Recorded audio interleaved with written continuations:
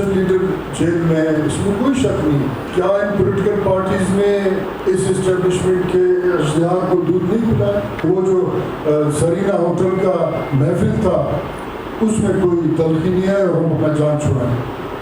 سچ بولنا پڑے گا. قرآن کا حکم ہے کہ آپ سچ بولیں. ہم مصلحتوں کی شکار. ریاست کا مرضی ہو وہ الاٹمنٹ کرتا جائے. کیا پولیٹیکل پارٹی نے اپنے ووٹر، اپنے صوبے، اپنے لوگوں کے ساتھ ظلم نہیں؟ کیا ہمارے ساتھیوں نے کہا کہ اتنا ہمارے پاس دونوں پولیٹیکل پارٹیز کو یہ شخص قبول تھا. اور اس قسم کے لاتعداد مثالیں ہیں.